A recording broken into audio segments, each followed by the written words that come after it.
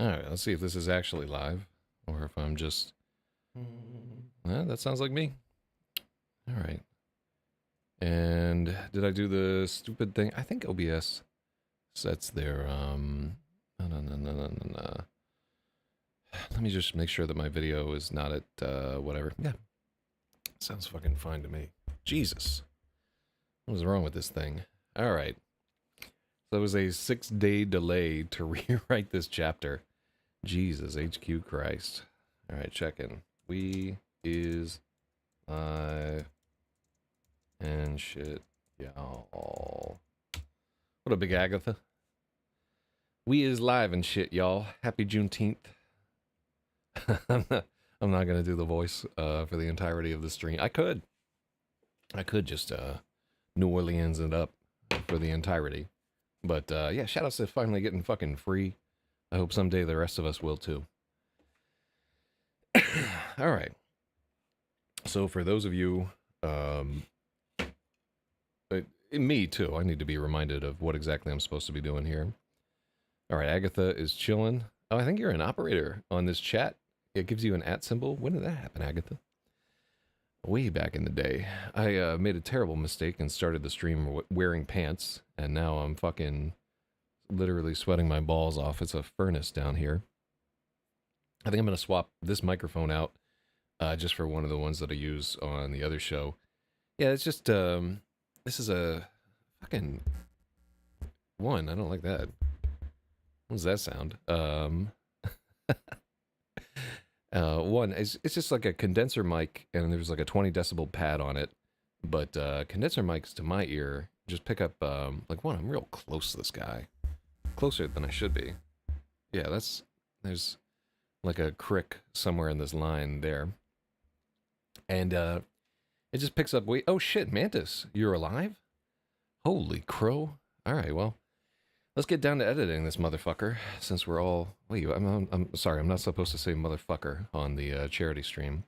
Let's get down to editing this heartwarming tale, suitable for all ages, while we're here.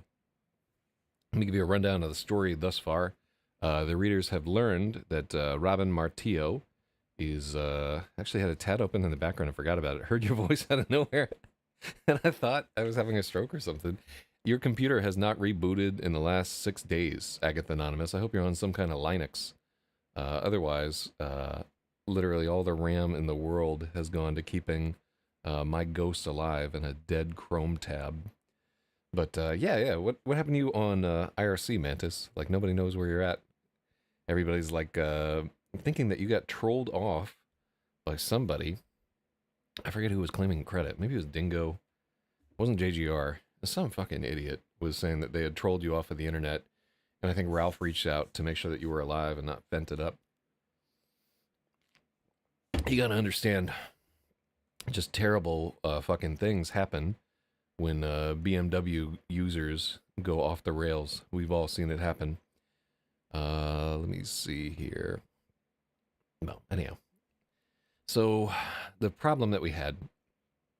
So anyhow, this is a story about a young boy who is going through treatment for acute lymphoid leukemia. The story is set in 1979 in Albuquerque, New Mexico, and features like a lot of Spanish themes. There's like Catholics in it, and I guess that's the only Spanish part of it. It's got like Catholics and football in there and all sorts of Mexican stuff. So Mantis says he will come back. Yeah, probably just working or found a new boyfriend or something was what I told everybody. But, you know, they don't listen to me.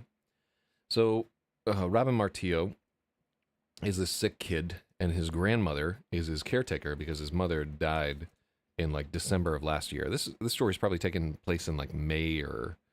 Yeah, probably in May at this point. Because the book ends at some point in June. So actually, this is probably a little bit earlier than May. But timeline may need some polishing here. So she takes him into a hobby store to buy a chessboard for him because he's just wasting away. And she figures she'll teach him to play chess. And while he's there, he's captivated by a bunch of older boys who are playing a fantasy war game. One of those ones where you paint little figurines and fight against each other with fantasy armies in the grim darkest of the future where there's only war. You know what I'm talking about? Mm, mm, mm. So anyhow, the long and short of this whole thing is that hold on, let me actually. I think I'd have to restart the whole thing. I want to put a white background on my chat at some point. But so what do we go through? So because the kid is so high on leukemia drugs, that's not actually the reason. Because he's got a fertile imagination, he starts to dream up sort of a fantasy story for the campaign that the older boys are playing. He just imagines characters and battles and all kinds of jazz, and that's the course of the story. The what he imagines is going to in the fantasy battles is going to mirror the challenge that he's got going on, with his whole dying of leukemia situation. So anyhow, that's the long and short of it there.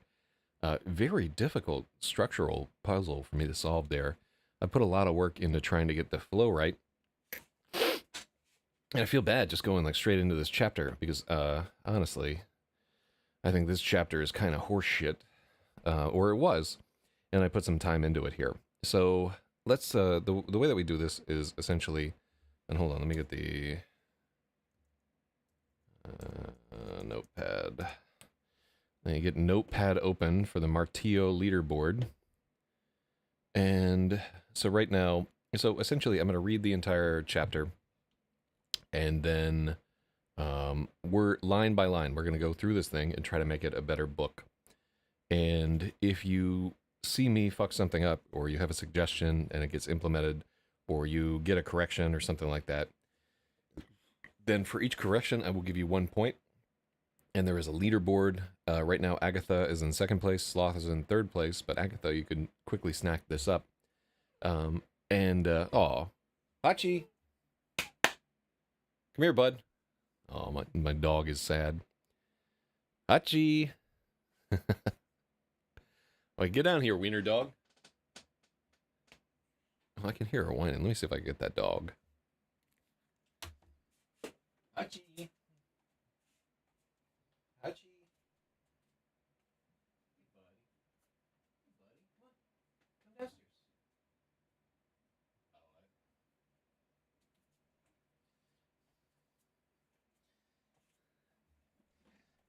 All right.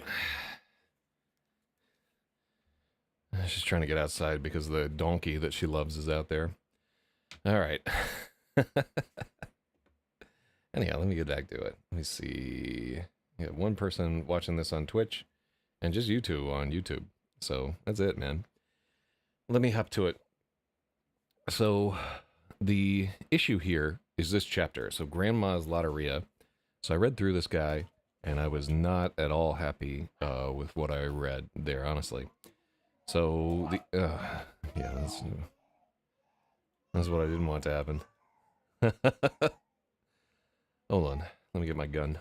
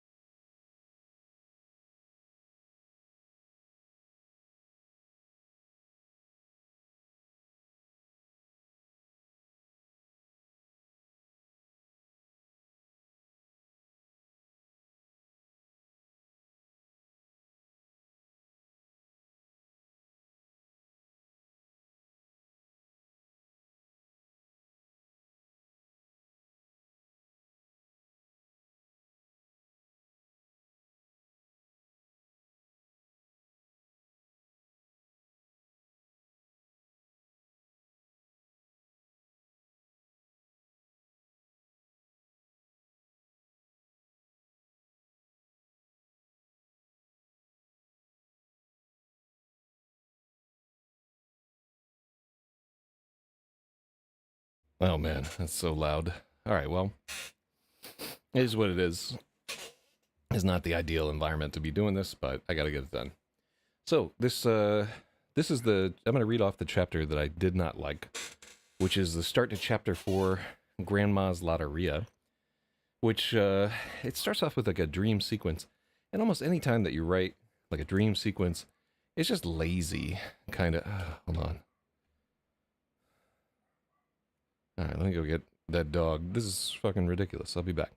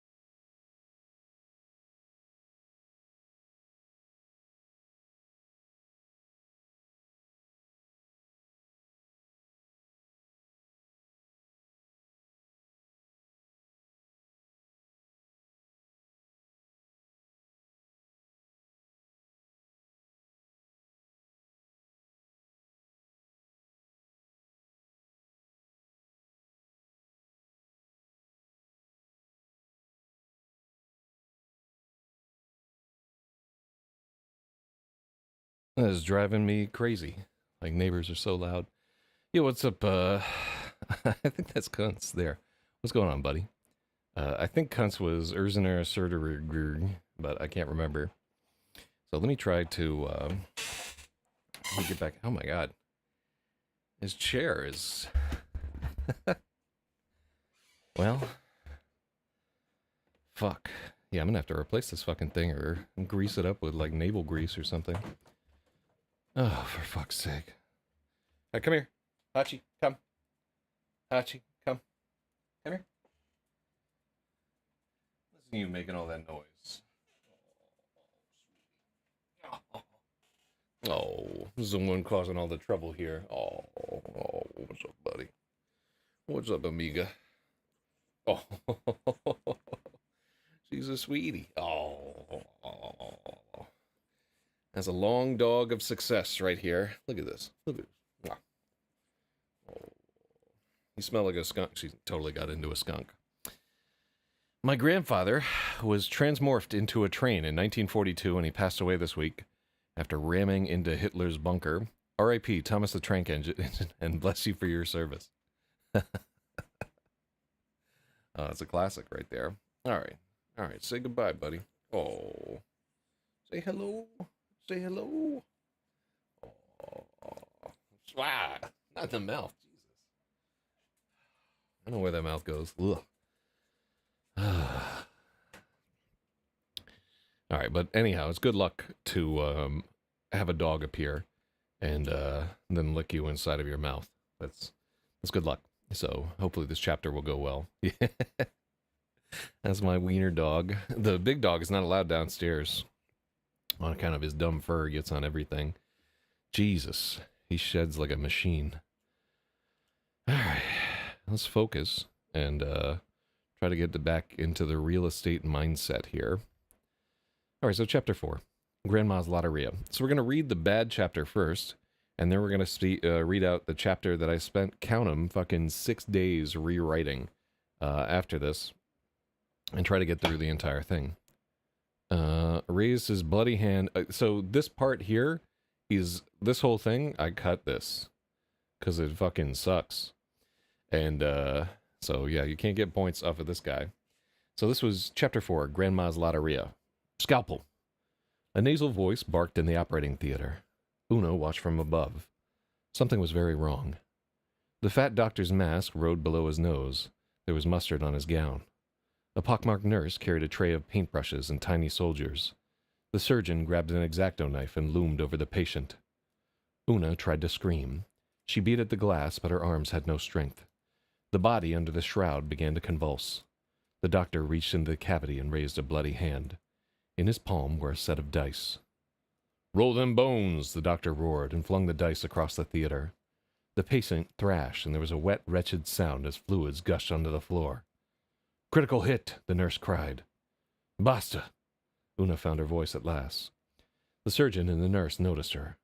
Their yellow eyes rose to the galley. They tugged down their masks and smiled. Their mouths were full of crocodile teeth. All right. So, yeah, I just read through that, and I'm like, how the fuck did this not get caught in editing earlier? This is garbage. This is after a rewrite, too. The original was even clunkier there. Jesus Christ. So, yeah, I wrote up a little timeline here. So,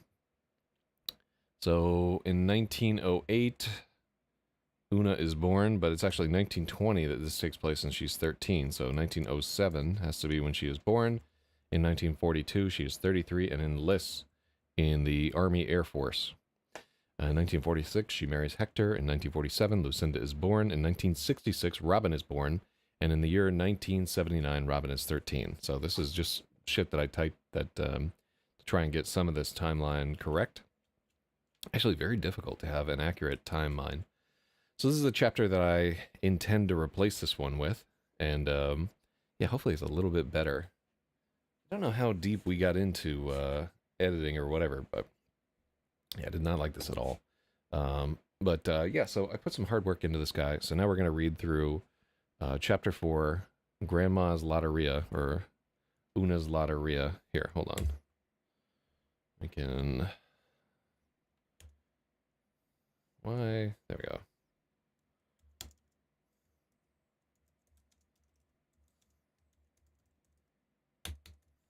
Okay. So, some counted sheep to fall asleep. Una dreamed of them instead. It was long ago. It was a long time ago. The night was cloudless and cold. Cerro de Galina, I think I need to roll that R, and I can't physically do it. Cerro de, it's awful. Cerro de Galina, and how do you say Galina? Cerro de Galina watched over the east. The yellow moon rode low in the west, and a great milky band of stars split the difference. She was huddled with her flock. Should be Una there. Una was huddled with her flock inside the Mahara. So just a note on some of these parenthetical translations there. They probably will not make it into the final just because they're jarring. And also some of the Spanish language will probably be also removed because it's jarring. I might footnote some of it, but honestly, like footnoting shit breaks up the flow quite a bit. So yeah, it's difficult because I've like sprinkled it in enough Spanish here for flavor that it just becomes like kind of like a pain in the ass, where there's no good way to portray like a bunch of words that somebody doesn't know. So you just wind up stripping out a lot and then just writing in the English equivalents and just having like one or two in there. But that's really work that I want the editor to do and not me. So just for the purposes of this edit, I'm putting in the Spanish, which might get into the final, and the translation that I have, just so that I can go through this and hopefully I'm accurate as I'm doing this. This is one of the chapters that has more Spanish language stuff in it throughout the course of the book. I think they mostly occur in cases with... your editor is going to replace the Spanish with translation. Oh, what the... Like, I don't get it, Mantis. What are you talking about there? Yeah, not in all instances. In some instances, the Spanish words will go in, and we'll figure out if we do the parenthetical translation, which I don't think so. I don't think readers like that, or if we'll footnote some of this.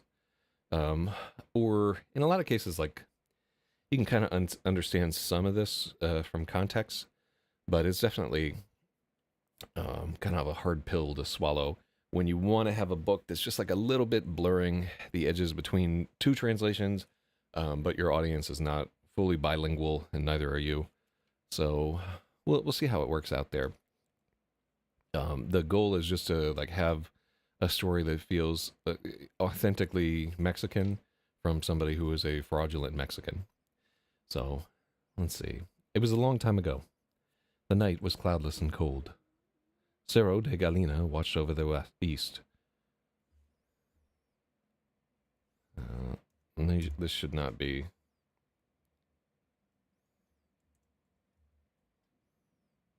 Oh, no, that's why. Windows Update may have automatically... What the fuck?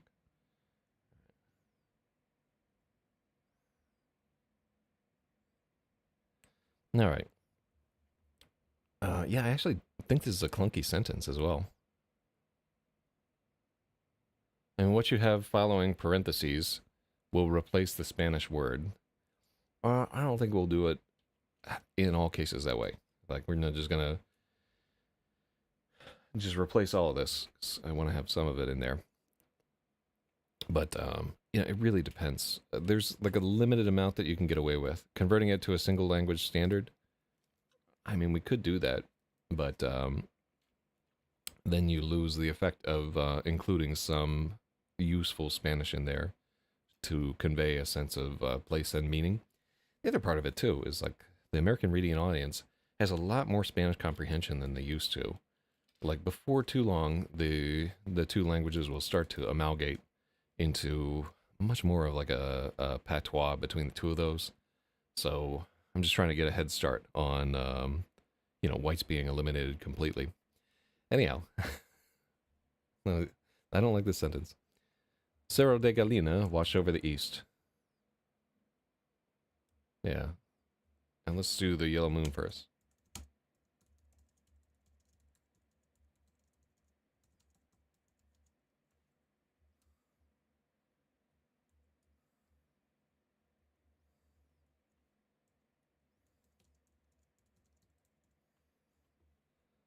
All right, there we go. Sure, it makes it less exotic. Yeah, I mean, it's all about flavor with genre fiction. Like, otherwise, you know, why wouldn't you just fucking read a news article or watch Netflix? Let's try this. The yellow moon rode low in the west. Cerro de Galina. How do you say that? Gallina. Cerro de... no, although it's gallo, so it's gallo for a chicken. Gallina. Cerro de Gallina rose in the east. The yellow moon rode low in the west. Yeah, there we go. Let's check this out. Let's try this one more time. The yellow moon rode low in the west. Cerro de Gallina rose in the east. And a great milky band of stars split the difference. Una was huddled with her flock inside the Mahara. The walls were just, how do you, like, I don't even know how to say Huizachi. Huizachi. Hold on. I need to go through and pronounce each of these fucking things as we're doing this shit.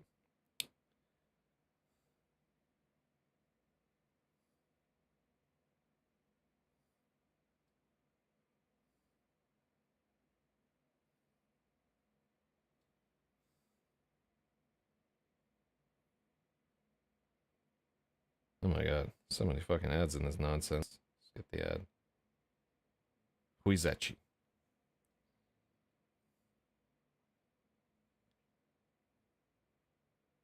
Huizachi. Huizache. Huizache. Alright, there we go. Hold on, I think one of these can actually do this. There we go. What the fuck is this?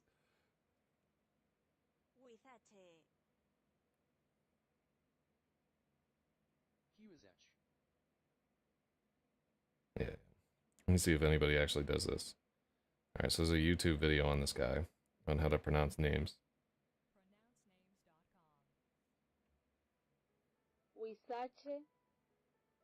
Huizache. Alright. Annoying. Let's see, there's probably an easier way to pronounce these guys. Anyhow, the walls were just Huizache. Huizache. The walls were just Huizache branches, woven through mesquite posts. The wind cut right through them. Una pulled Marcos' old sarape tight around her shoulders and snuggled close to her dog, Colorado.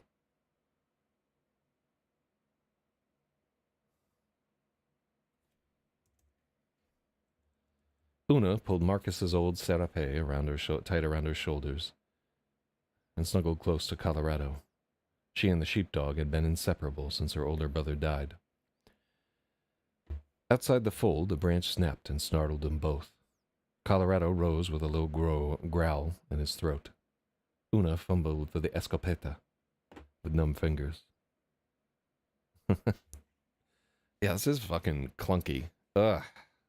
Yeah.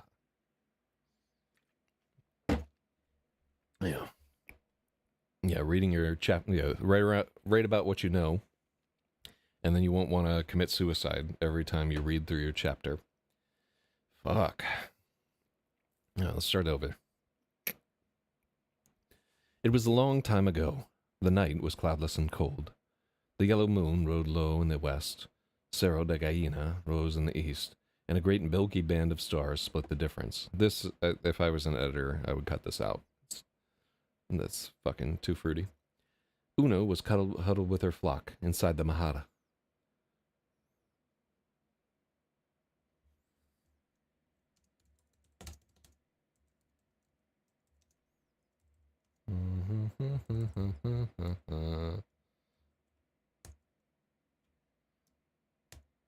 God, this keyboard sucks dick.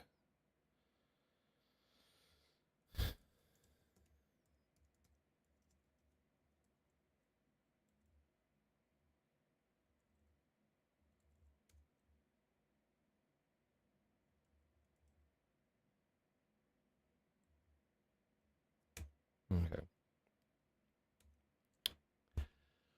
Una was inside the Mahara, huddled with her flock. The walls were just huizachi branches, woven through mesquite posts.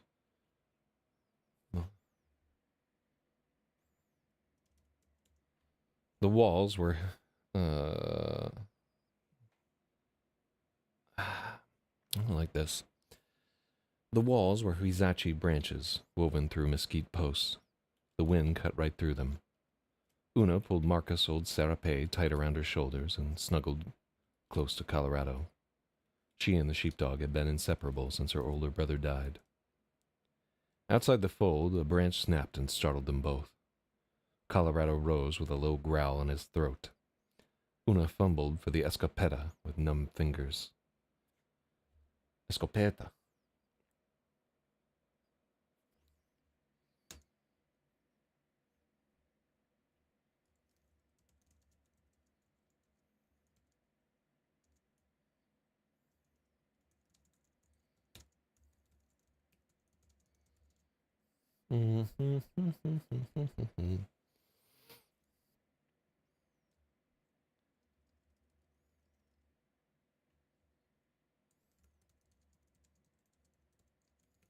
Something big was out there. All right, I think I can get away with that. Outside the fold, a branch snapped and startled them both. Colorado rose with a low growl in his throat. Una fumbled for the escopeta with numb fingers. Something big was out there. Nearly 60 years had passed since that night on the Agostadero. What am I doing? Nearly 60 years had passed since that night on the Agostadero. Still, the dream came often. Una knew every note by rote. She drank, she prayed.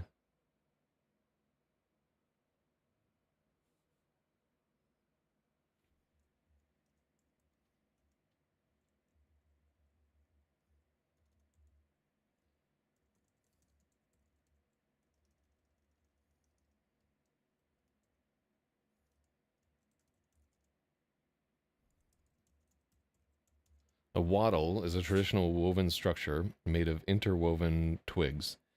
So in this case, let me turn off.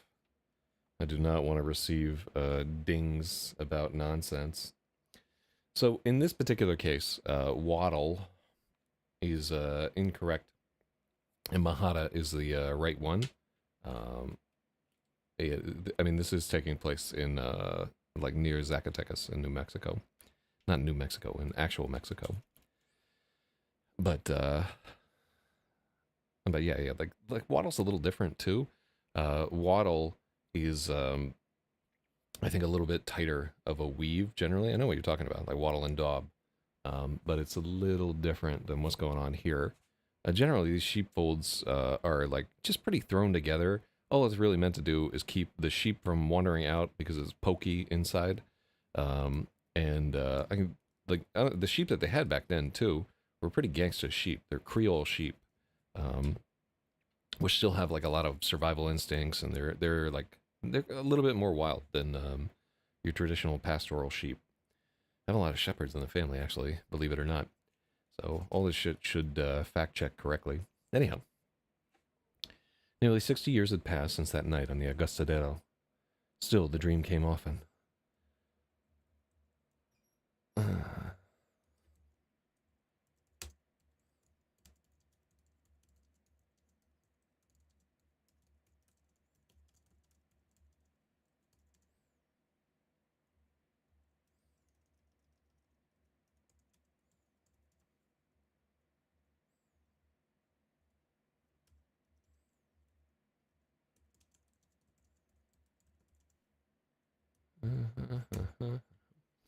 Nearly 60 years had passed since that night on the Agostadero. Still, the dream came often. Una knew every note by rote. No amount of drinking or praying could keep it away. It was her penance. In 1920, the Martillos had a homestead near Pinos. It was a small town at that point, 3 days' ride to Zacatecas. Yeah.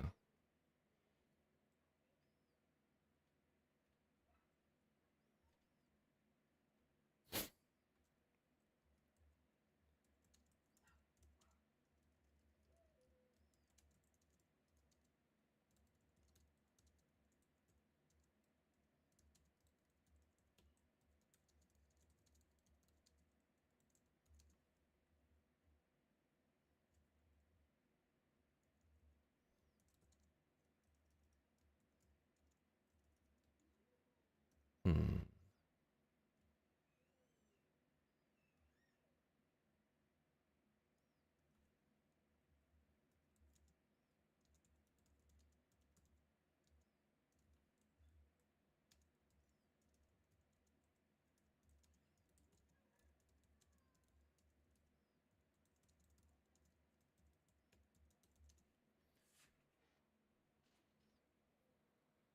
In 1920, the Martillos had a homestead near Pinos, a nothing town 3 days' ride southeast from Zacatecas.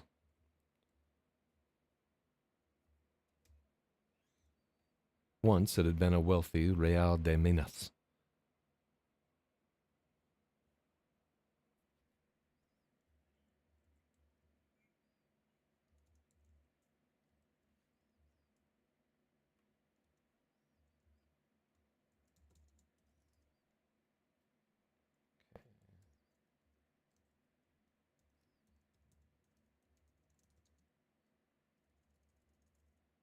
Now let's take that out. Pinos pump. You have no idea how many times I fucking said Pinos pump while I was editing this guy. Once it had been a wealthy Real de Minas. After de Loma de Pinos. After de Loma de Toma de Pinos. The taking of Pinos. The town was shattered entirely. The mine shafts were left to flood, and all the investors fled. Nothing was left but a few dusty farms and worn-out old men.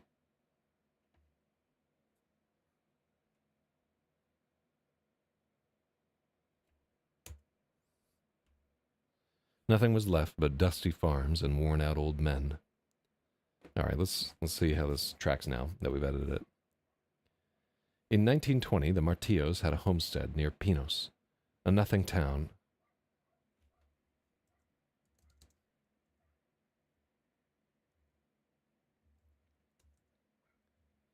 In 1920, the Martillos had a homestead near Pinos, a dying town 3 days' ride southeast.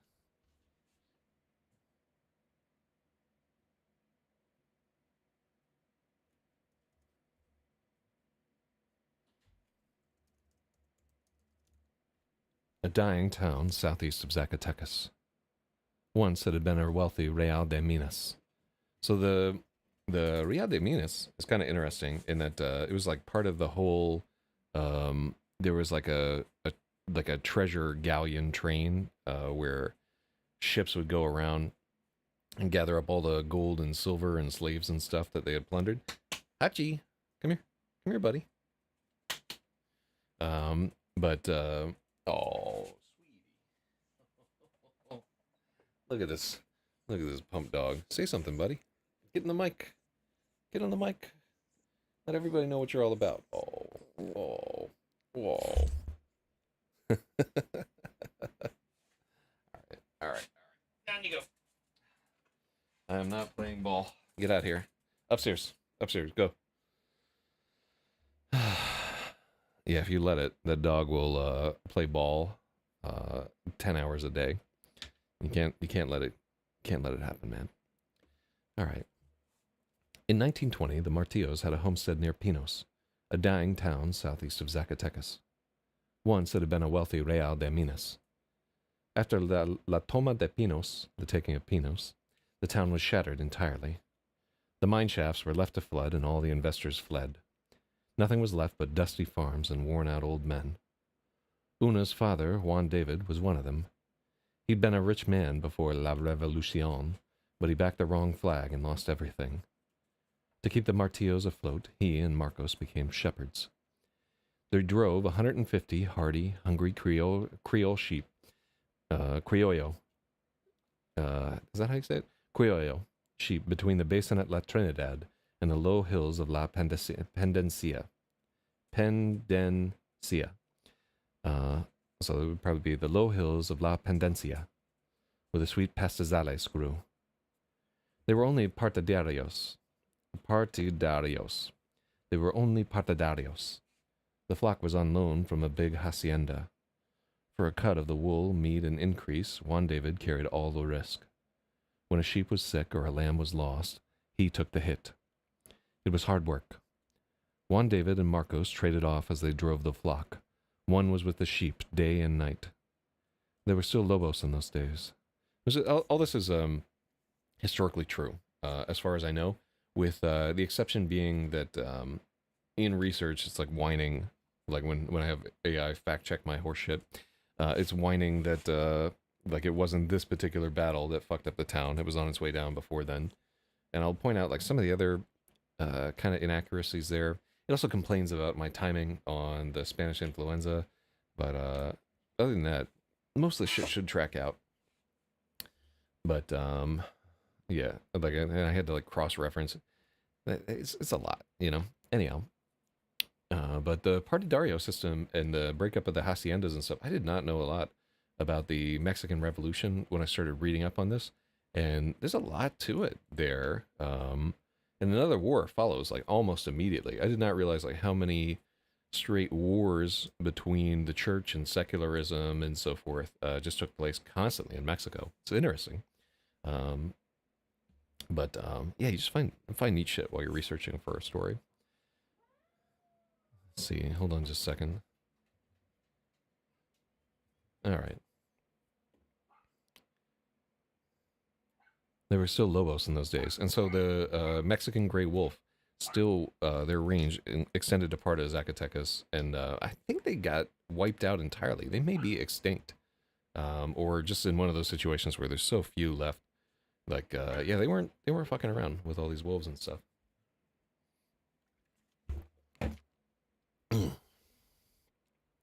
There were still lobos in those days. The fighting was winding down, but all was still in chaos. The schools were closed. Packs of wild dogs and wild people still roamed, displaced and dangerous.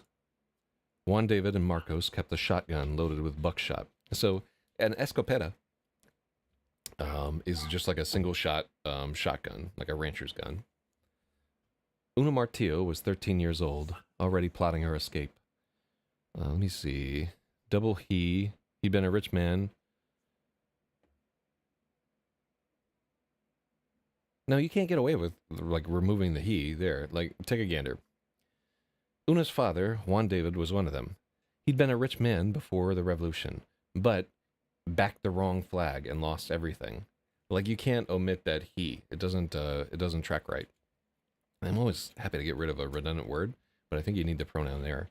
Let's try it both ways. Una's father, Juan David, was one of them. He'd been a rich man before La Revolucion, but he backed the wrong flag and lost everything. Let's try your way. He'd been a rich man before La Revolucion, but backed the wrong flag and lost everything. So you're going to have a comma there no matter what, right? You can't, because you have but, which I guess is an interjection. Whatever it is. It's like a logic divider or whatever. So you have this divider there. Um, and it sounds unnatural to remove but. Let me try it one more time just to make sure I'm not like blowing smoke up your ass. He'd been a rich man before La Revolution. Let's just say the revolution. He'd been a rich man before the revolution, but backed the wrong flag and lost everything. He'd been a rich man before the revolution, but he backed the wrong flag and lost everything. I think you need the he, honestly. Yeah, always happy to hear a suggestion, but I don't think you can omit that one. Una Martillo was 13 years old, already plotting her escape. She couldn't stand the feeling of slow, creeping decay that poisoned the town. She felt the same way about the older men her mother Gloria introduced her to.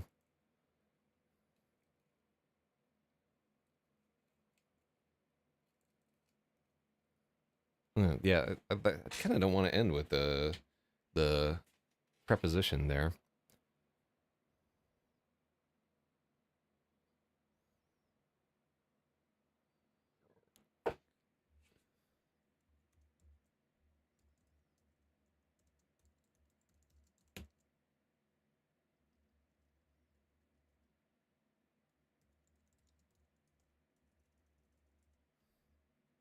I don't want to say parading, and so this is actually like difficult to say what's there. She felt the same way about the older men her mother Gloria introduced her to.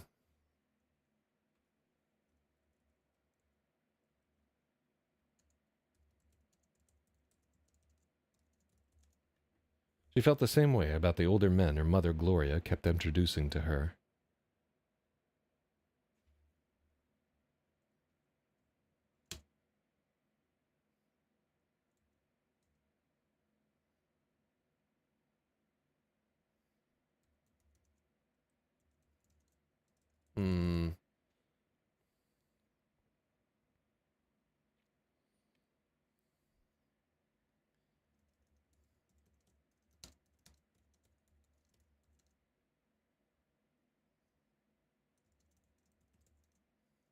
Hmm. So if we say forced her to meet, it sounds a little bit like she's a prostitute.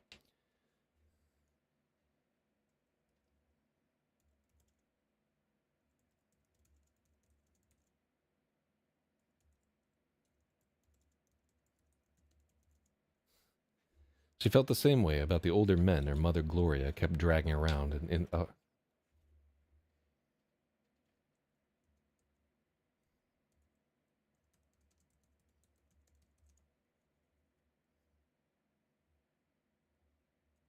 she felt the same way about the older men her mother Gloria kept awkwardly introducing.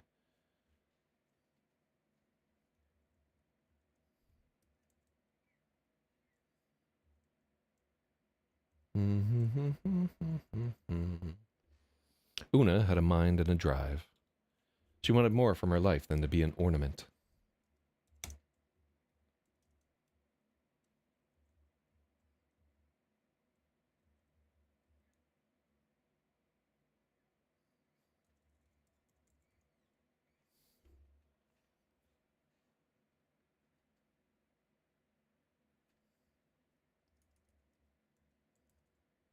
Yeah. So I like she wanted more from her life than to be an oh yeah.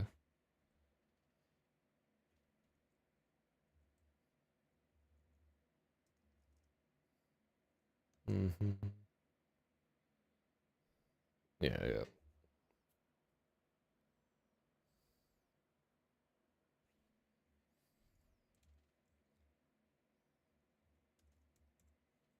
She wanted more from her life than to be an ornament on some rich man's arm.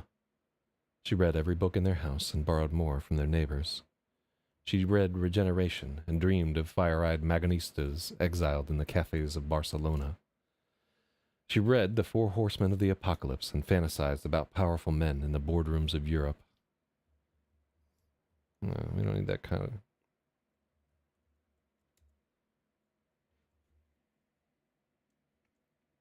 Mm-hmm.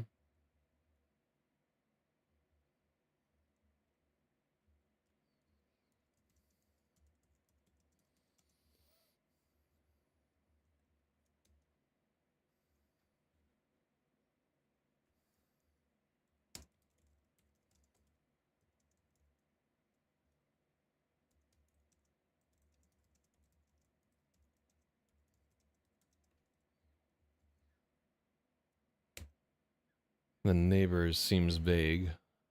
Let's see. Well, it's not like they had a library. And hold on. Yeah, Pinos is like rural enough that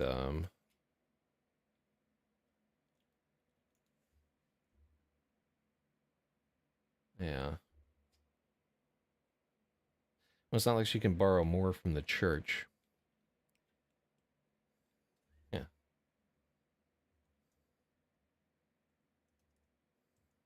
Yeah.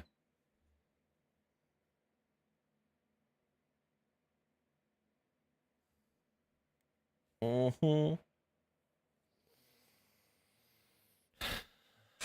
I don't know. Do we want to get into researching whether there was a library in Pinos? All right, let's find out.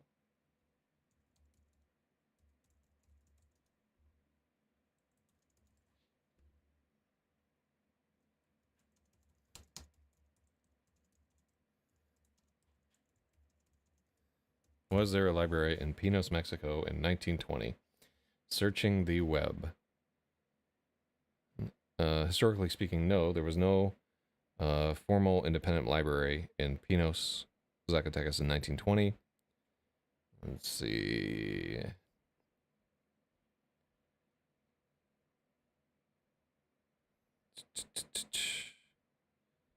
Local churches had religious texts, though these were restricted to the clergy. Wealthy families maintained personal private libraries. And the closest major public book collection at the time was in Zacatecas. It was founded in 1832. So there you have it.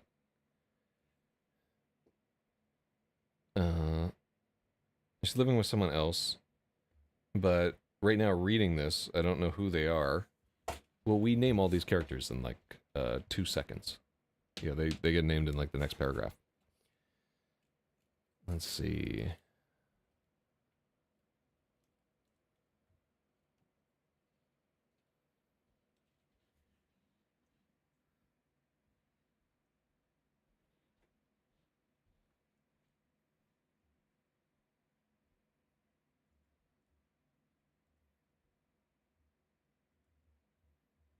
Yeah.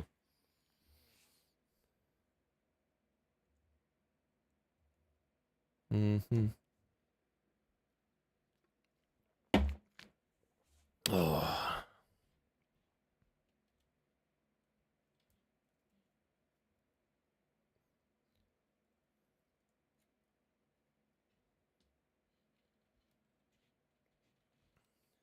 No. She let's see. She read every book in their house and borrowed more from the neighbors. Oh.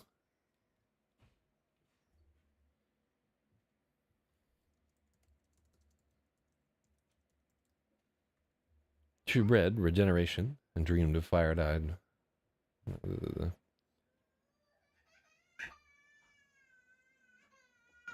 my god.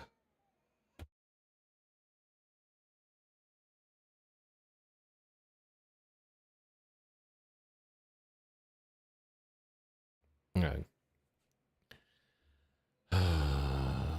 Poverty.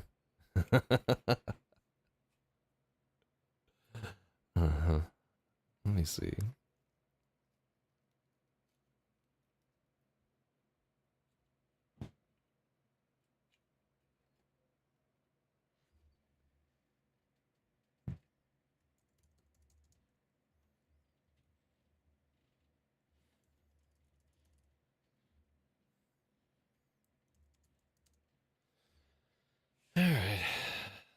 Let me see.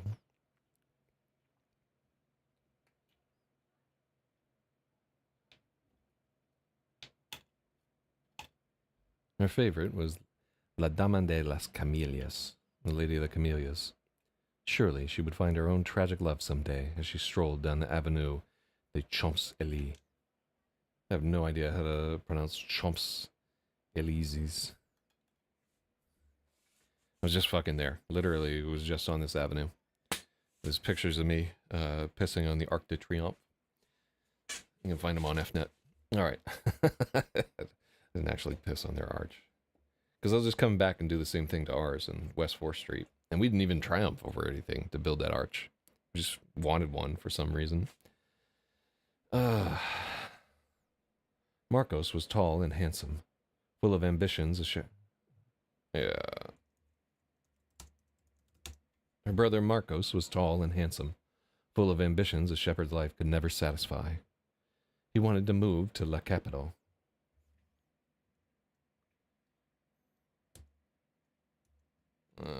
Why don't you fucking italic correctly? No, not underline, cocksucker. He wanted to move to La Capital and learn to be a mannequin. Yeah.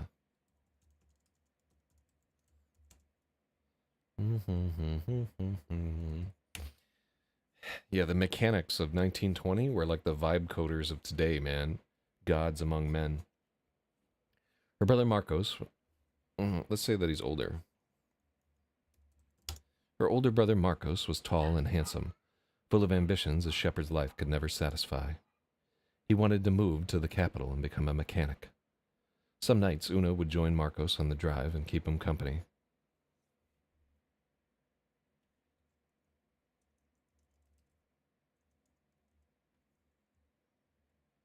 Some nights Una would join him on the drive and keep him company. They would laugh under the stars and dream out loud. Marcos promised Una she could come stay with him in the city once he was set up. Nothing came of it. After the Great War, the Spanish influenza... Yeah.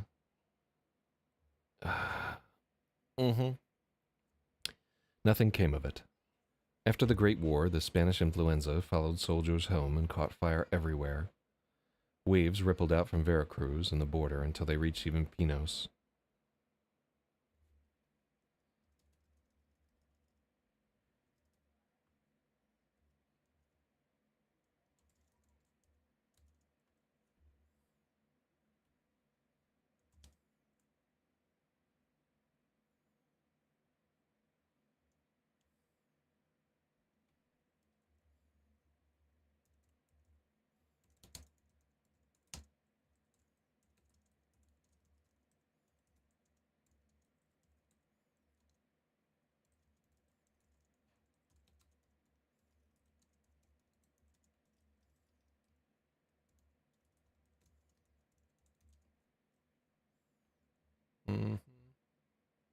The sickness radiated from Veracruz in waves, and finally reached even Pinos.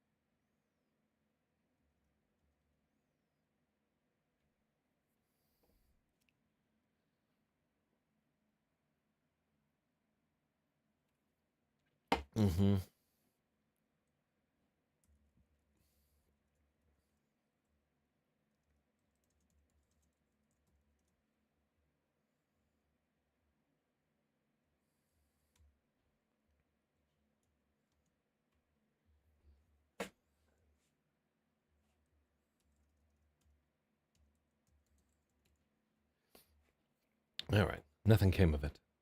After the Great War, the Spanish influenza followed soldiers. After the Great War, the Spanish influenza followed soldiers home and caught fire everywhere. The sickness radiated from Veracruz in waves. Even backwater Pinos was not safe. Marcos, so big and strong, was the first to fall. The rest of the family survived El Trancazo. So, this is a cool one. They referred to the Spanish flu as El Trancazo, which is like the blow, but not the good kind of blow. It's like a sharp, stunning strike that fucks you up.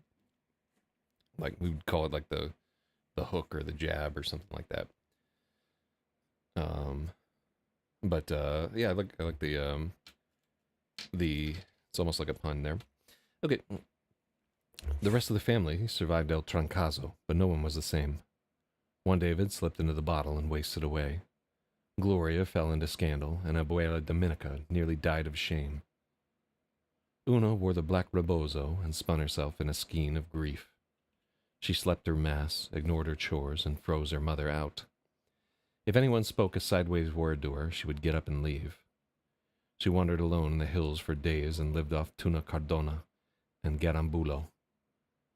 No one knew what to do with her. With no rod or reproof. So garambulo is actually cool. Is that the one where they, let me remember. There's one that's really dope and it looks like alien fruit. Let me look it up. Garambulo. Oh no, it's just blue myrtle cactus. So, no, they're not like the really cool purple orb looking ones.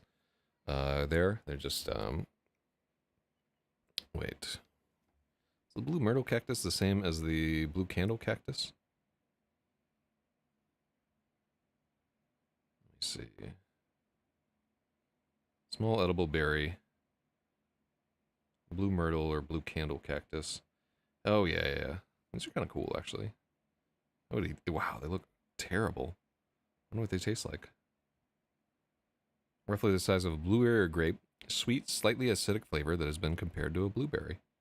They're eaten fresh or dried into raisins. Desert cactus berry. Somebody's talking about trying them. The women who sell produce from the sidewalk around Mercado Escobedo are selling them. Huh. Yeah, they look kind of like blueberries or grapes.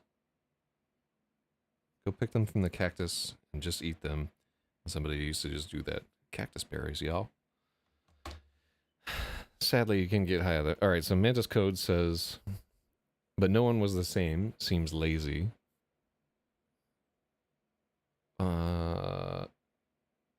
Well. Yeah, I don't know what's Leslie. AI viewers. Why would we want to get AI viewers? Jesus. All right. Yeah, Twitch has had these same fucking things forever. No one seems the same.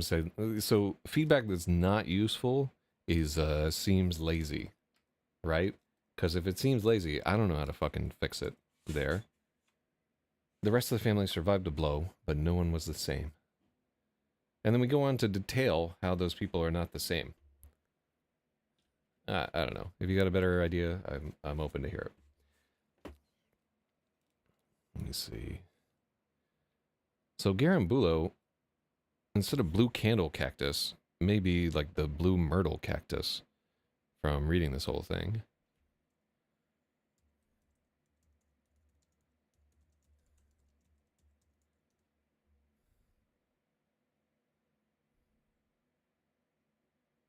Widely referred to as the blue candle cactus or the blue myrtle cactus. These look dope, actually. I wonder if you can grow them in Romania. Let me see. I thought the rain would fuck them up. Wow. So these look crazy as fuck, but what I've heard is that like a lot of plant sellers are just starting to use AI generated shit for their, although this doesn't look AI generated. This is wild. What the fuck? It seems like the kind of thing Meep Sheep would eat and get high off of. Wow. Martilio cactus, Geometrizans cristatus. Wow. They have such crazy ass names. Yeah, these are wild. I gotta get some of these cactus in my life. What's up, Alpha Channel? Let me see. What is going on? I do not recognize you. Have we chatted before? Your name is Yellow for some reason. I don't know if that's like a warning, like if I'm about to be attacked or what. All right, let's get back into the real estate mindset. Yarambulo. Let me see. He. Oh, now I'm very wary.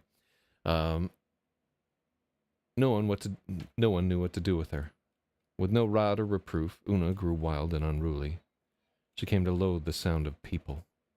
She listened to the chatter of the cactus wren, the picos, picos cry of the scaled quail, and the endless lament of the wind. Twitch allows setting your colors. Huh. Alright, well, I'm going to set my color to black and proud. Shoutouts to Juneteenth.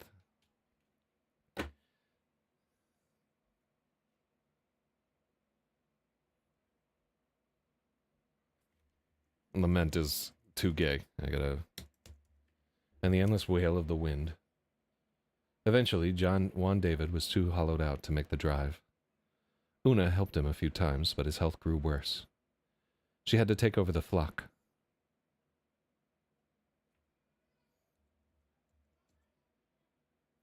Yeah.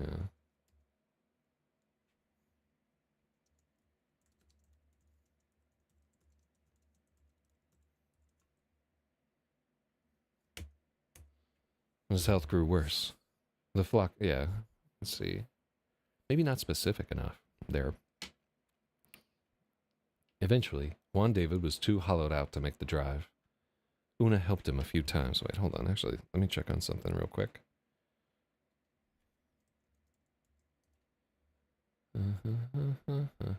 Dashboard. Recent events. Okay. I just realized that I didn't have an alert box set on this thing. So let me copy the widget URL. Close. Copy. Let me just add this widget into our OBS.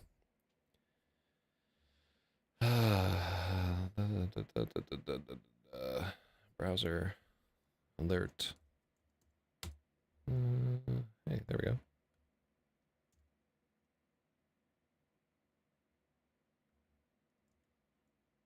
Okay, there we go.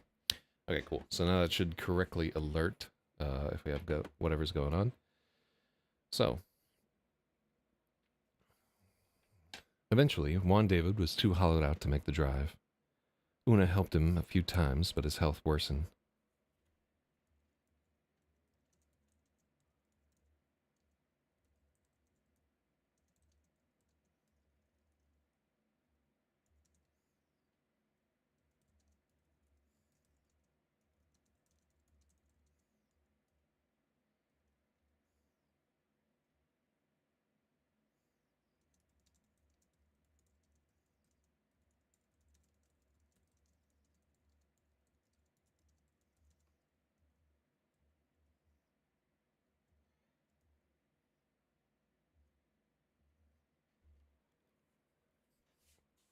Eventually, Juan David was too hollowed out to make the drive.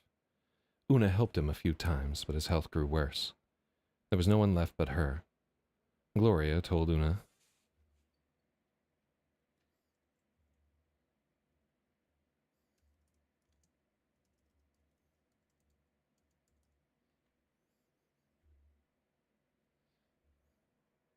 Gloria told Una it was too dangerous for a girl to be out at night alone.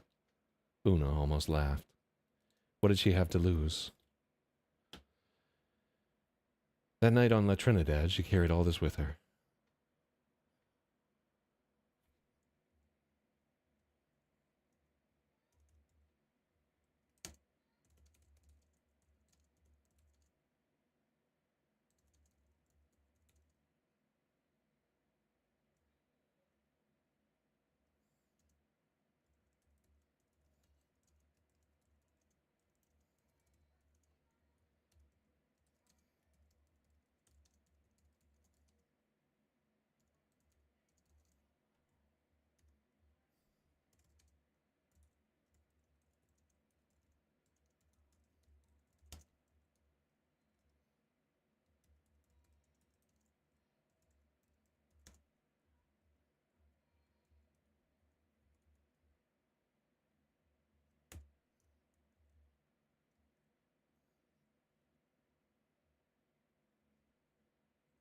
Mm-hmm. And like drew closer. It's not good.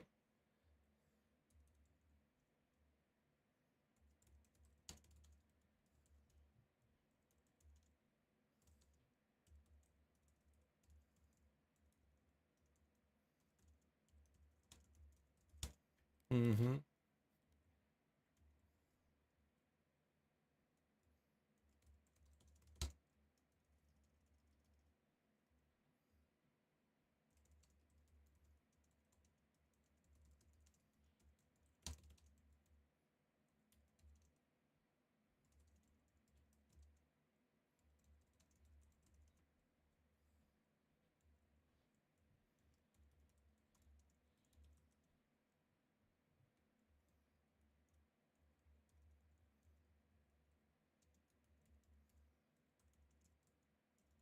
Mm. Oh. Oh. Why did I sign up for this? I forgot how hard this was. Mm.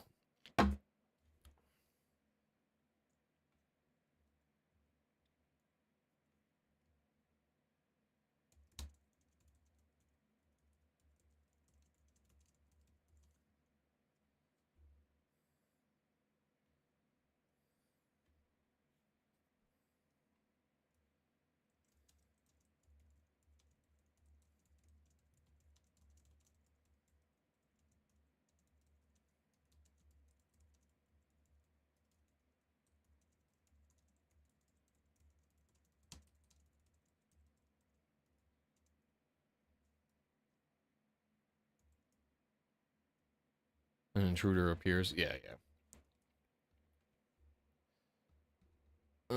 Yeah, I don't like intruder here. Also,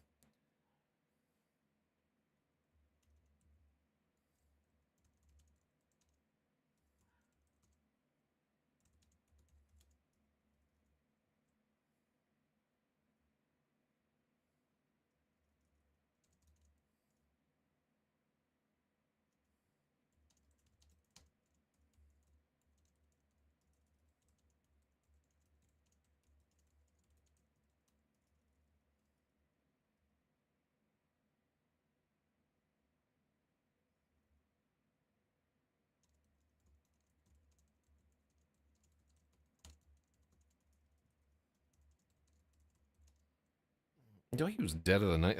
Like fucking. Let's see.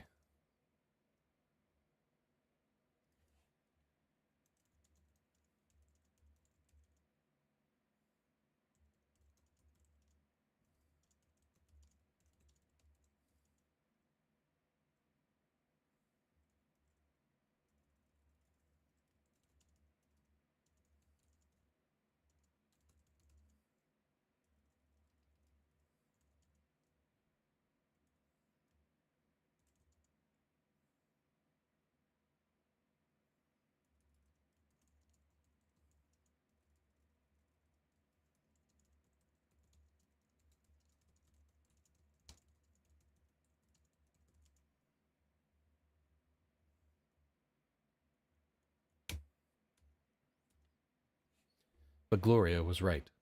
She was all alone, miles from home.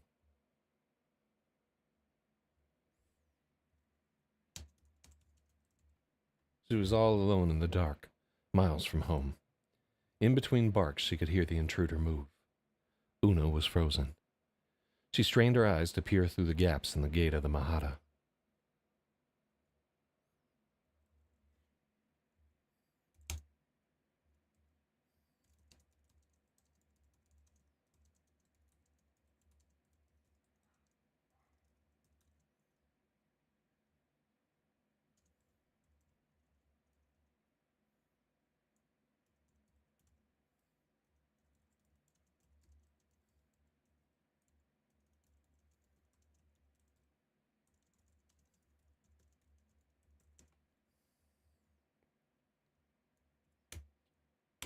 Mm-hmm.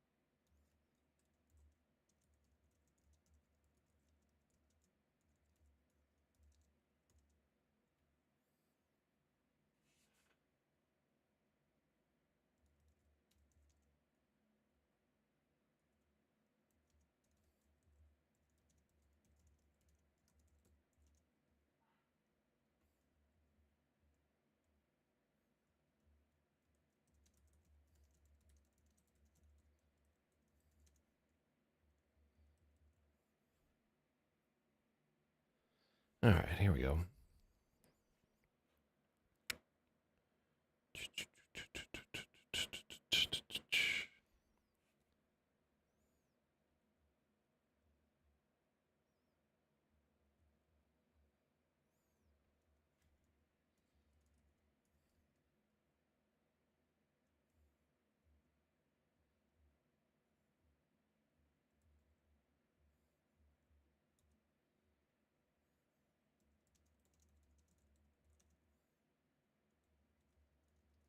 Mm-hmm.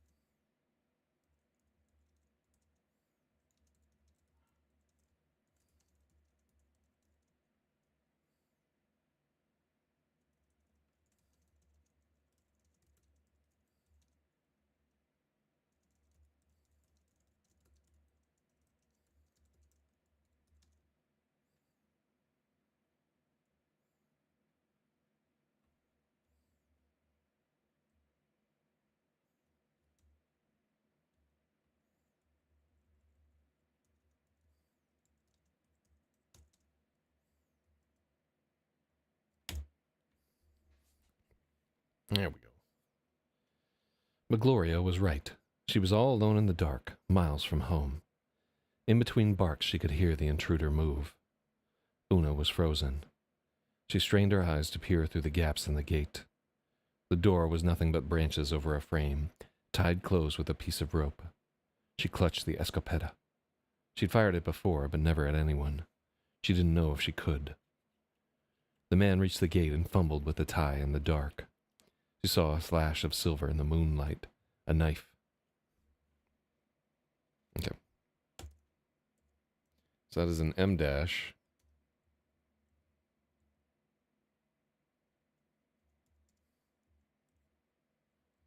And that really does not need to be italicized.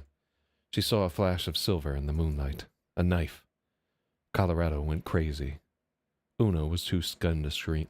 Una was too stunned to scream. Well, that's hard. Una was too... Remove the but before Gloria. What does she have to lose? No, I agree with that. All right. There's your point, Mantis.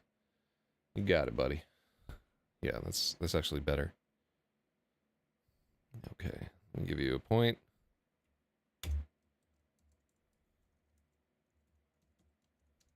Wait, how many points did you get on zeros? Let me take a look. I remember you and this guy. You got... Fucking... Well, you did not get points in zeros. Let's see... Or are you in space tards? Hold on, let's take a look. You were not thanked there. Wow. I think it must have been Gravid that you were in. Let's see. I swear you got points in one of these, but I'm not seeing your name in them. Must have been Three Wolf. Let's take a look. All right. Did you get points in Three Wolf Mantis? Gradius, Milkness, Pancakes, Captain Ron, Jiro, Choose Knowledge, Miss Hilder, 90s, Steven, Stuff, and Catalyst. No? I thought I could have sworn you might have gotten oh, wait, hold on. It's probably in fucking Lemon, maybe. Let's take a look. Logic, Brongulus, Stratum, Superhero, Mantis Code. 6? Damn, son. Alright, well, now you're up to 7. Killing it, buddy. Gloria was right. Una was all alone in the dark.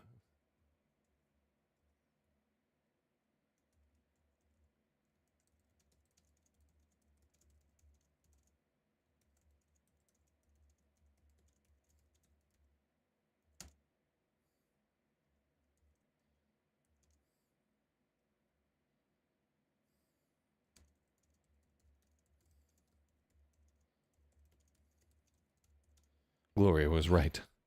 There was a man out there, and Una was miles from help, alone in the dark. In between barks, she could hear the intruder move.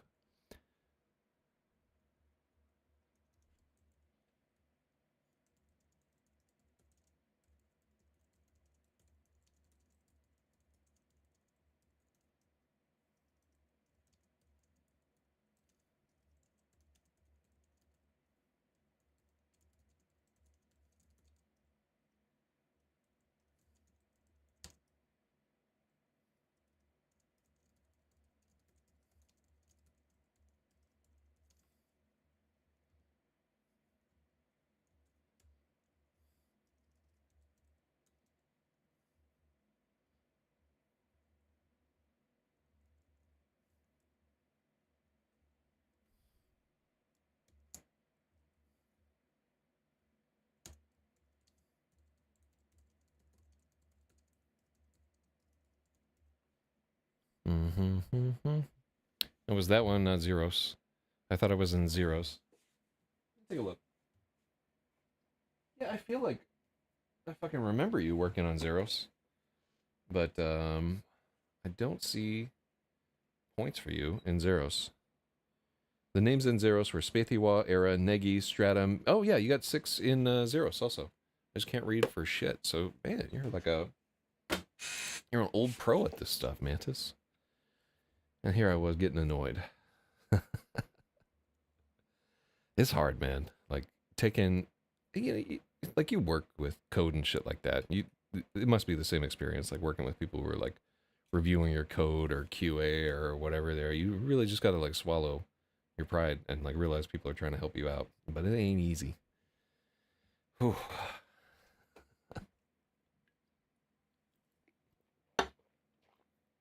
But if I didn't need it, I wouldn't be here.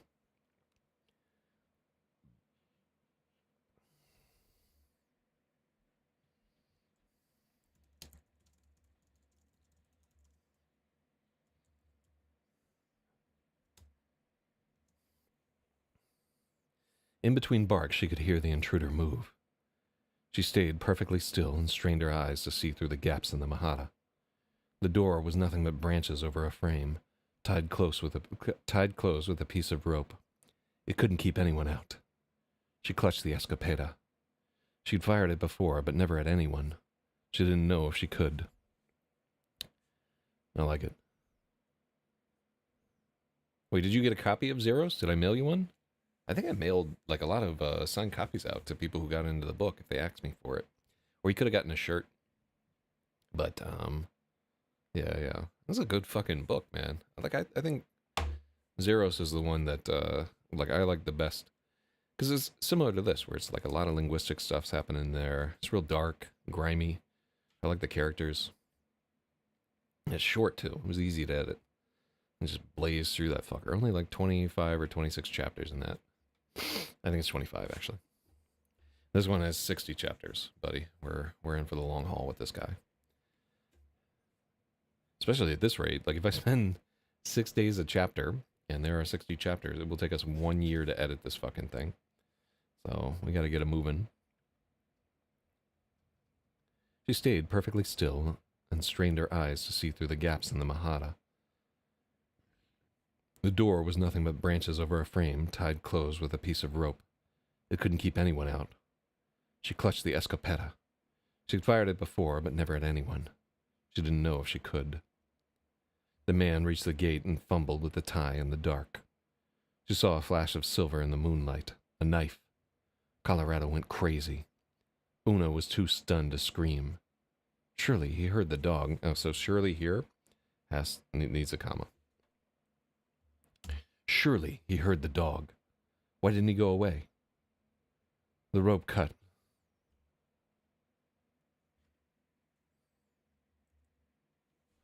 The rope cut and the man ripped the gate open.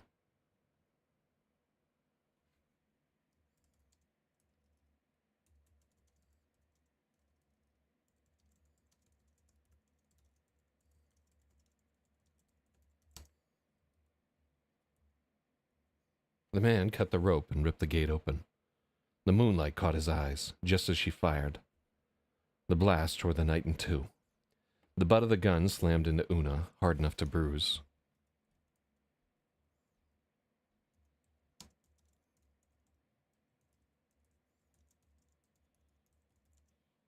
The butt of the gun slammed into Una and bruised her shoulder.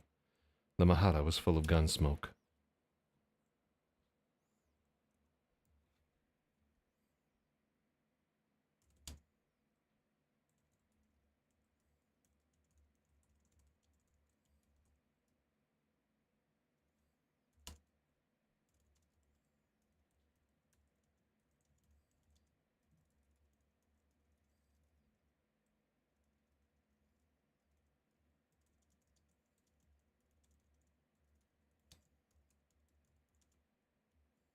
The air was full of gun smoke.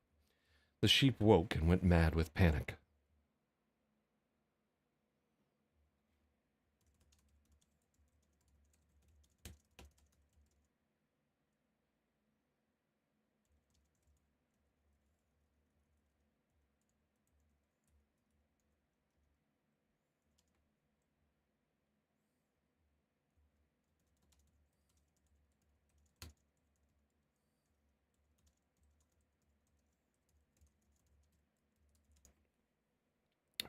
Is the robin bird on the cover because robins imitate other bird calls? Does that have anything to do with the main character? No. Although it's kind of like an interesting thing. I didn't realize that they were like mockingbirds. No, the main character's name is Robin, and that's why there's a bird on the cover, because his name is the same as a bird. It doesn't go any deeper than that, I'm afraid. There's no Batman or anything like that. I don't know that robins actually imitate other bird calls. Let me take a look.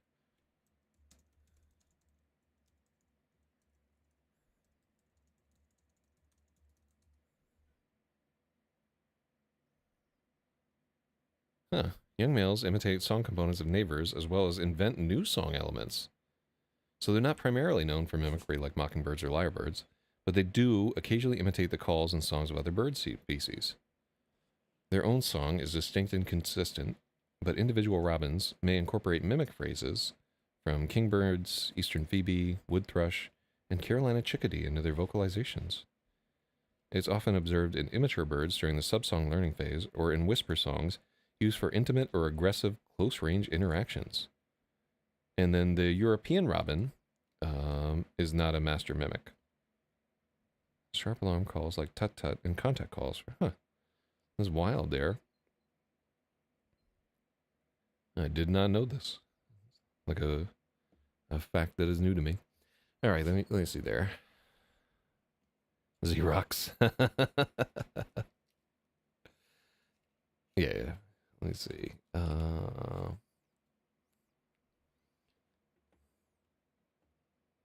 The butt of the gun slammed into Una and bruised her shoulder. The air was full of gun smoke. The shot woke the sheep and they panicked. The herd bleated and screamed and surged against the walls.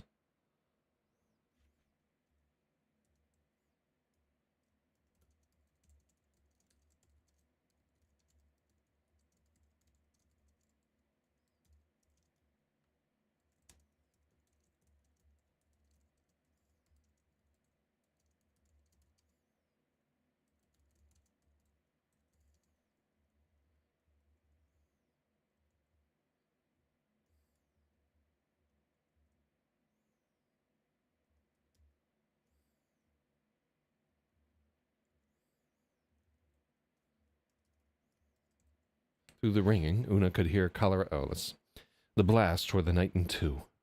The butt of the gun slammed into Una and bruised her shoulder. Yeah.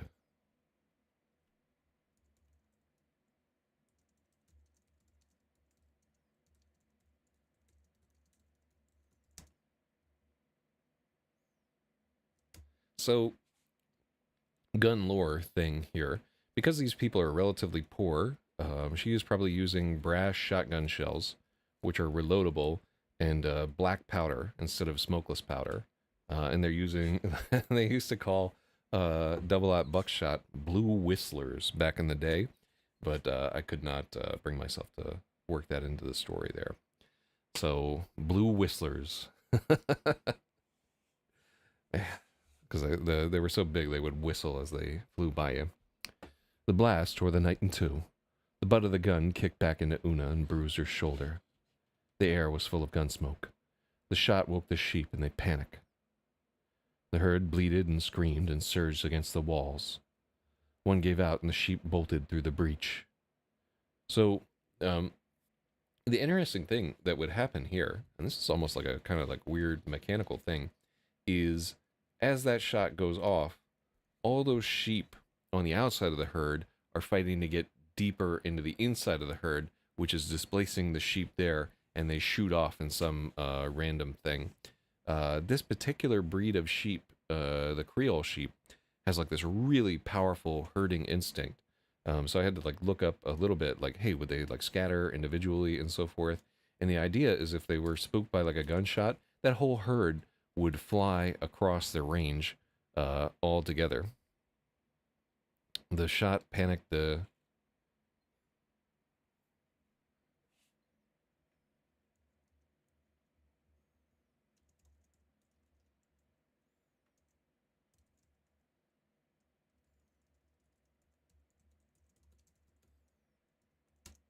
shot panicked the sheep.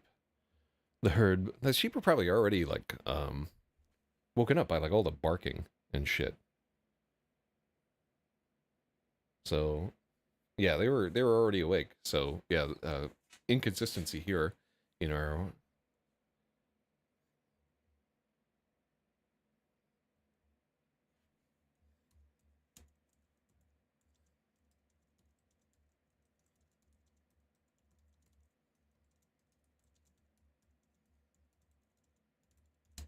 uh, so really she might like worry about her sheep as a shepherd. I don't see a lot of concern for her flock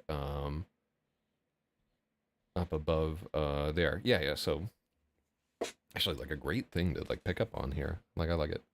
But yeah, we should have like a little bit more. So concern for her flock would be like very humanizing for this character if we could work it in.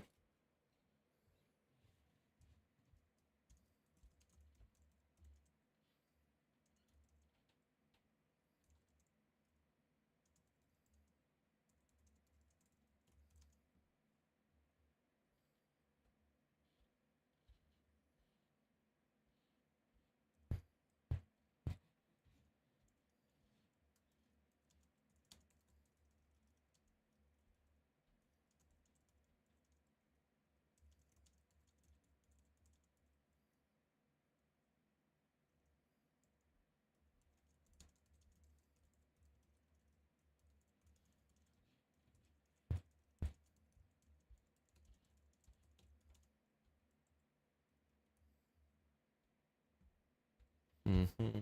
Well, I didn't even say that they were already awake here. Maybe she personalized one of the sheep with a distinct trait and also gave him a name.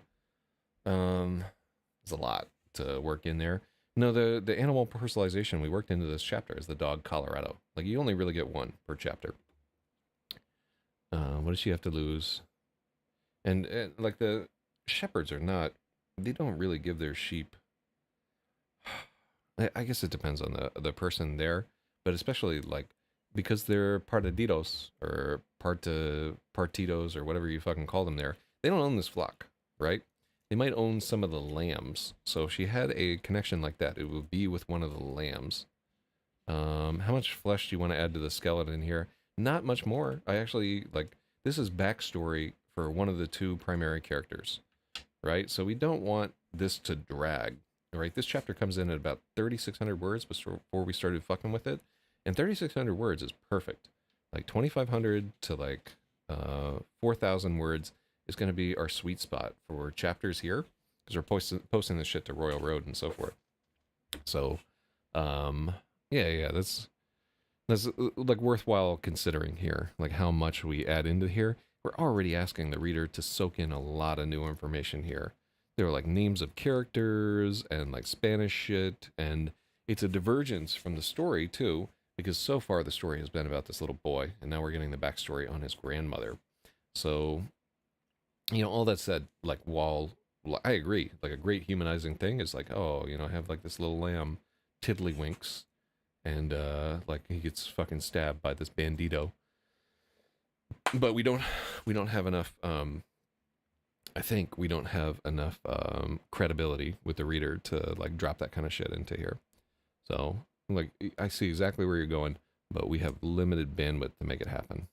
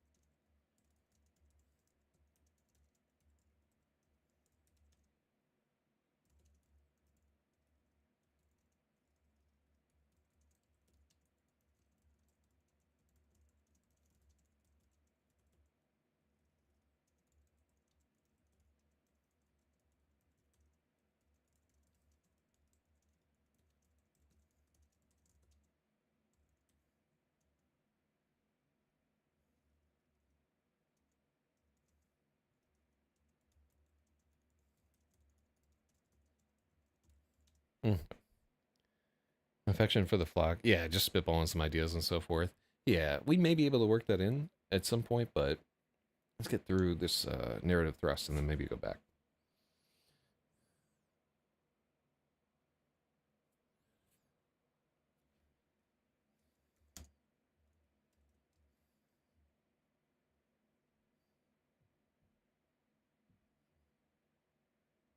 Outer inner sheep.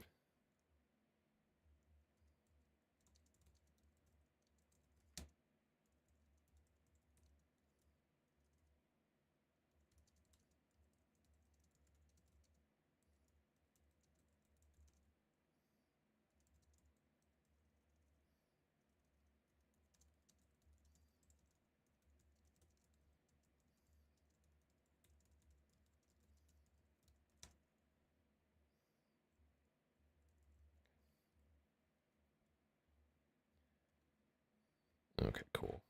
I did want to like work in the like when sheep panic, they try to get into the center of the herd and it forces sheep out, like kind of like atoms getting knocked out of a fucking nucleus, or what is it? Protons getting knocked out of a neutron. What gets knocked out of a nucleus? Is it protons or neutrons? Yeah, here. The to somebody who is like a physicist or what have you, I'm sure that question sounds completely retarded.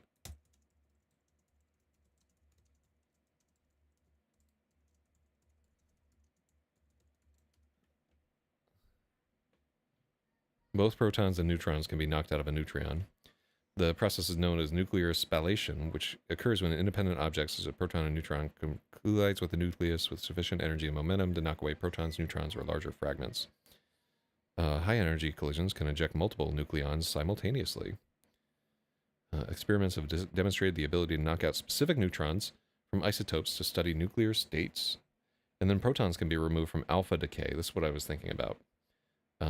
Or beta plus decay, where a proton converts into a neutron, effectively removing the proton from the nucleus. Um, Alpha decay is ejecting a helium nucleus containing 2 protons. Yeah, interesting. Okay, cool. So high energy photons can do it, and so anything can get knocked the fuck out of a nucleus. You can also get knocked out by yours truly for running your mouth. Mm. All right, let me see. Running your mouth with no skill.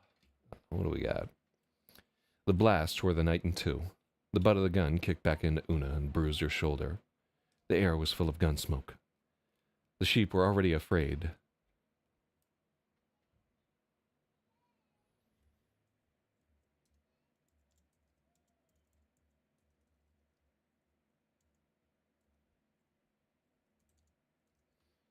The sheep were already afraid, and the shot sent them into a panic. They bleated and screamed. The outer sheep drove for the center, and the inner sheep were forced out.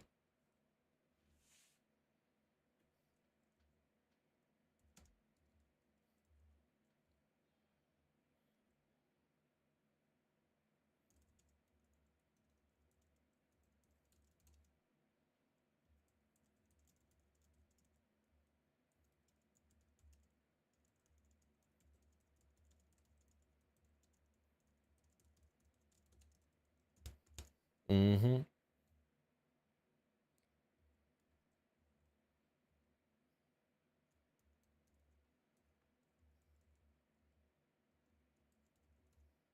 Okay.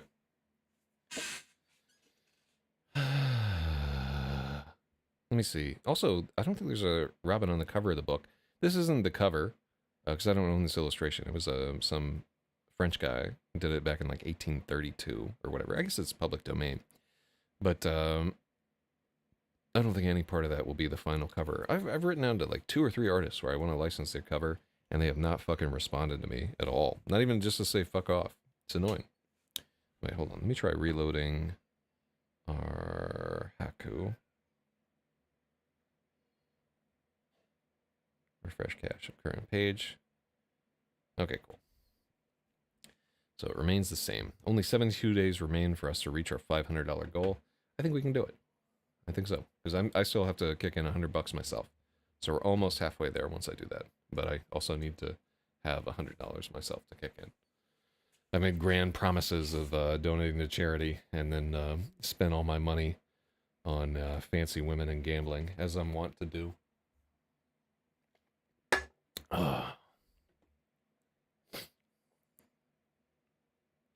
The flock surged and crashed into the Mahata until the wall gave out.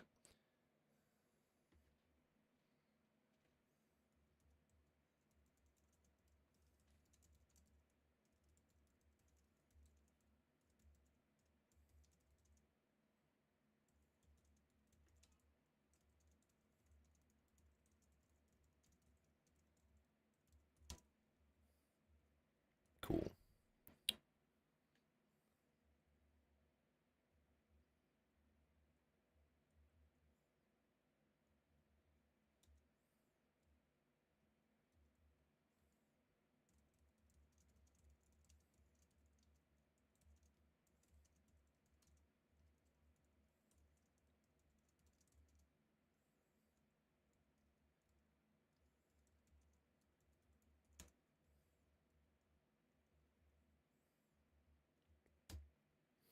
Okay.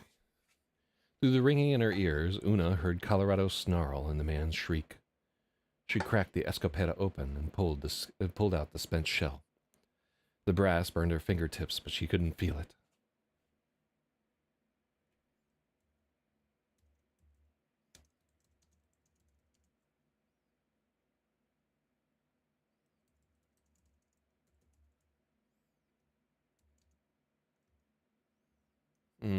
I don't want like the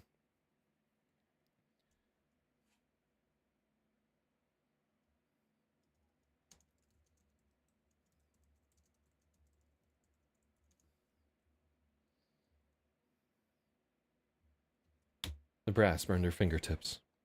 She rammed in another shell from her belt and pointed the gun to fire again.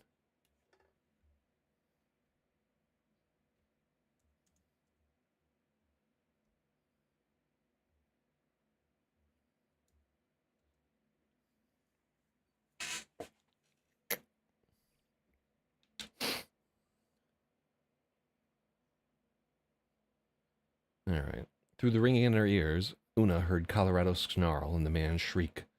She cracked the escopeta open and pulled out the spent shell. The brass burned her fingertips. She rammed in another shell from her belt and pointed the gun. Colorado was in the way. The intruder was knocked on his back. He held his arm before his face.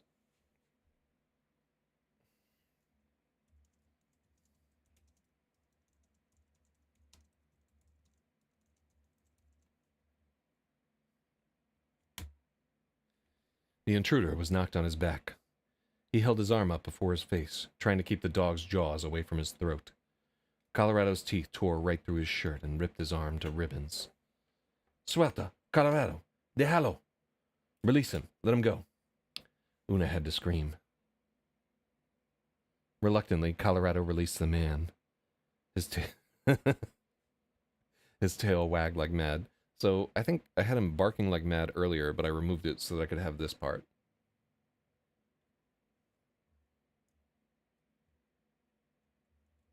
Reluctantly. So I kind of want that to say, like, eventually, Colorado released the man. Because the dog won't release a guy right away if he's enjoying biting him. But I do like reluctantly there. Suelta, Colorado, déjalo, release, let him go. Una had to scream. Reluctantly, Colorado released the man. His tail wagged like mad. Colorado's a good fucking name for a dog, by the way. It just means, red. Apparently, it's pretty common for curs back in the day, but I've never met a dog named Colorado or a man named Colorado. I think I've only seen dudes named Red in stories. Never met somebody who's I don't think I know anybody who's named a color. Maybe like a blue.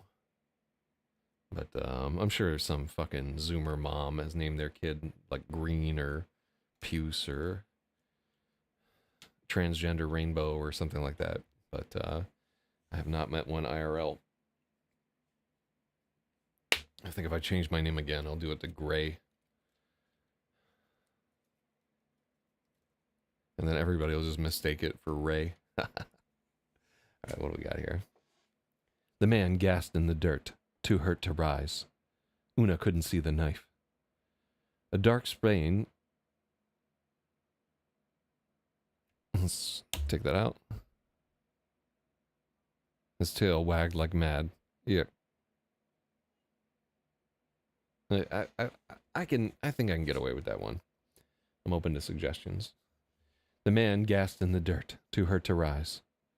A dark stain spread across the left side of his chest.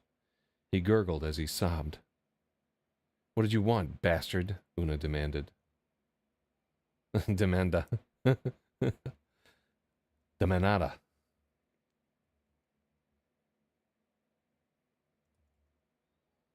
The man tried to answer, but he broke into a gurgling. Yeah, we can't have two gurgles.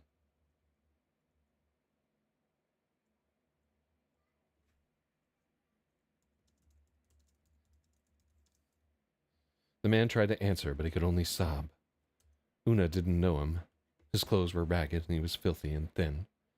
It seemed impossible she'd just shot a man.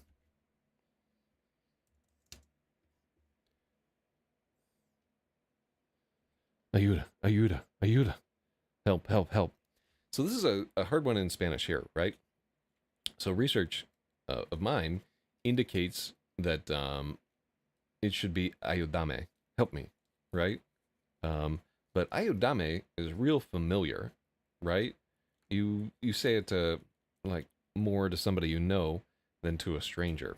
So Lord knows what's running through this fucking bandito's state of mind as he tries to like creep up and get his rape on in a sheepfold in the dead of the night in 1920. So I just use Ayuda here, and I'm gonna wait until somebody who is more Mexican than me jumps in and lets me know like it needs to be Ayudame.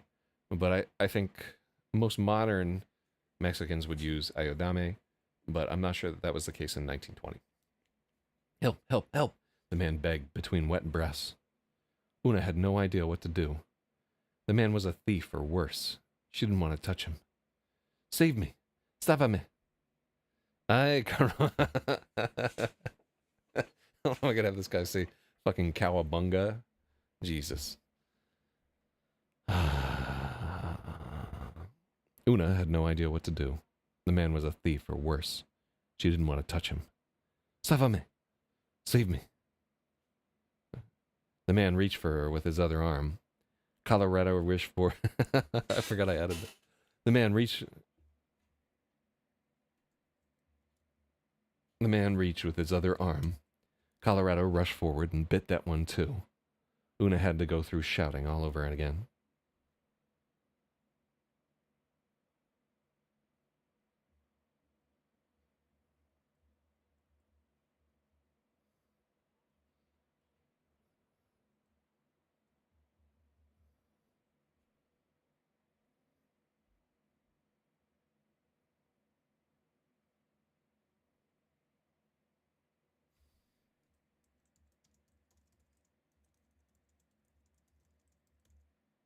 Una had to shout him down again. In the scuffle, she spotted his knife on the ground.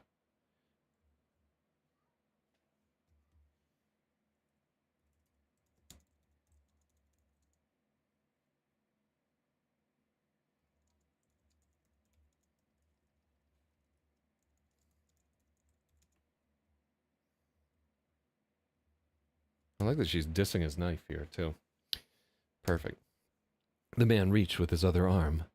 Colorado rushed forward and bit that one, too. Una had to shut him down again. In the scuffle, she spotted the man's knife on the ground. It was chipped and cheap, the knife of a man without pride. Una took it away and left him bleeding in the moonlight. She tried to catch the sheep, but it was hopeless. They were charging off in a stampede. They would not stop it.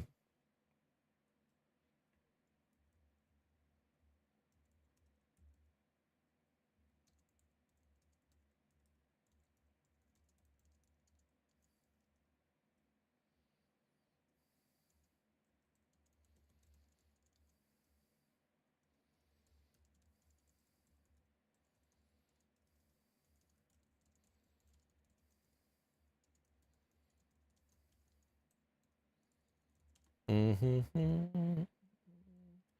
Nothing could do this. Una took it away and left him bleeding in the moonlight.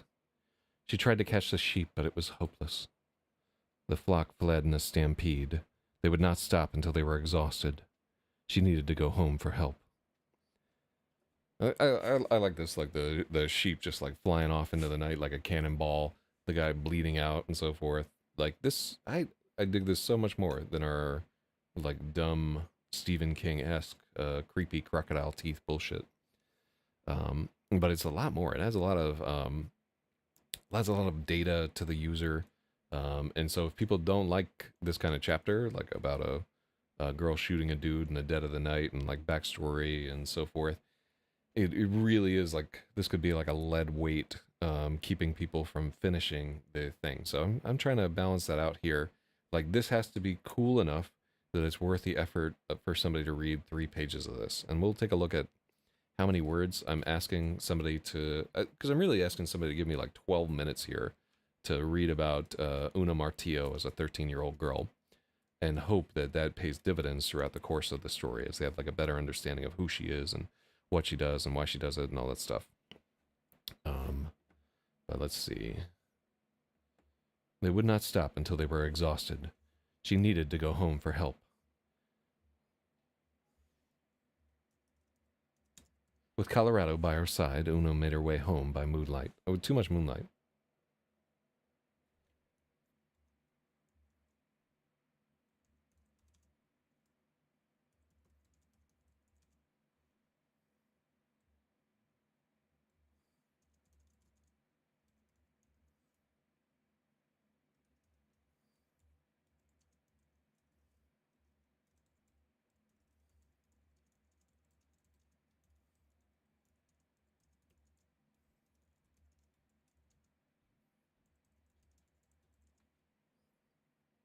Docile herd erupts into frantic. Yeah. But they wouldn't even be docile by that time. Like sheep, like so wild Criollo sheep are skittish as fuck. Like sheep are not chill animals in general. Like they really do have like a lot of that like prey behavior kind of built into them there. There was just shit trying to eat sheep for you know, like 50 million years of their evolution. No, that can't even be true. Like my time scale is way off there. Sheep have not been. Have sheep been around for 50 million years? All right. No, it's got to be impossible. Here, let's check. Let me think about this guy. I think sheep have been around for like 100,000 or maybe 200,000 years. How long have sheep existed? Sheep were domesticated 10,000 years ago. The sheep ancestors evolved approximately 2.5 million years ago. The first domesticated species was probably about 10,000 BC. Here. Selected breeding around 6,000 BCE, before the Common Era. Let's see. Among the first animals that have been domesticated. Let me see.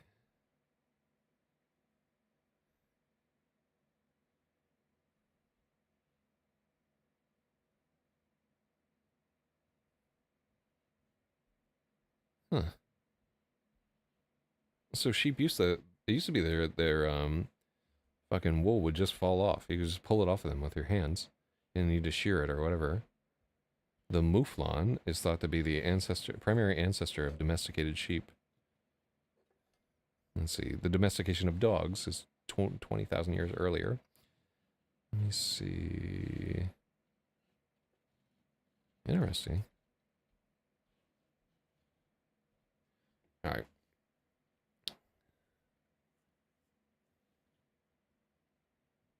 Let's see. Who dares to summon me into the chat? Some dumb fucking idiot. Oh, some soul career or whatever.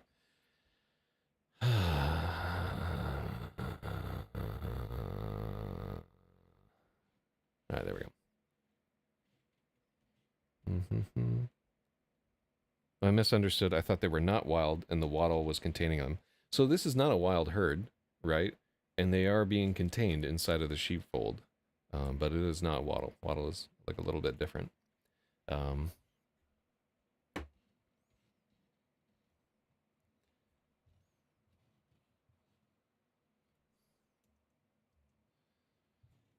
With shotgun in hand and Colorado by her side, Una crept home.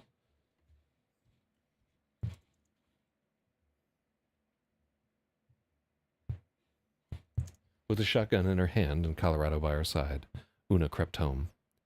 By the time she reached Pinos, she was nearly hysterical. She was certain the stranger had died by now. She'd killed him and committed a mortal sin. The commotion woke half of the town.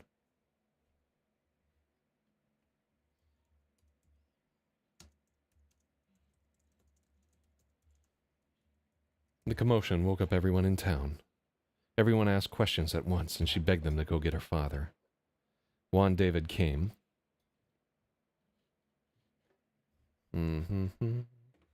Oh, shit. I see choose knowledge over here. What's up, Suchwell? Almost through this chapter.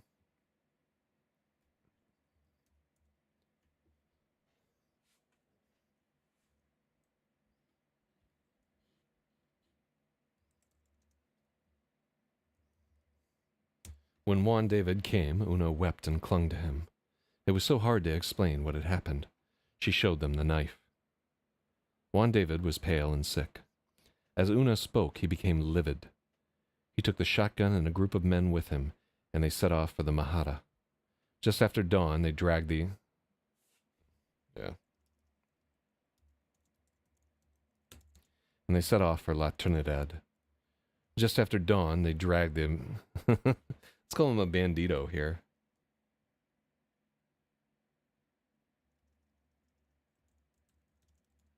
Just after dawn, they dragged the wounded man back. He was barely alive. He had no coat, no papers, nothing at all. His shoes were worn through. He was in a bad way and could not or would not speak. They brought Una out to identify him. Este es el infeliz. Is this the son of a bitch? So here, translation thing here. It's not the most accurate to say infeliz is son of a bitch. Infeliz is more like bastard. But what he means is this the son of a bitch? But like you don't say son of a bitch would be weird in this context. Anyhow, moving on. Is this the son of a bitch? Juan David demanded. See.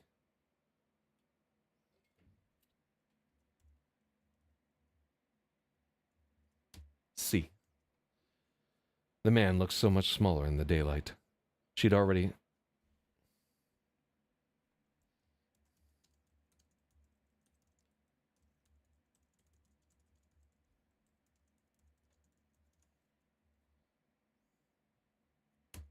Una had already talked with the priest about it. She made her confession and received absolution. The shock and guilt had boiled away, and furious anger remained.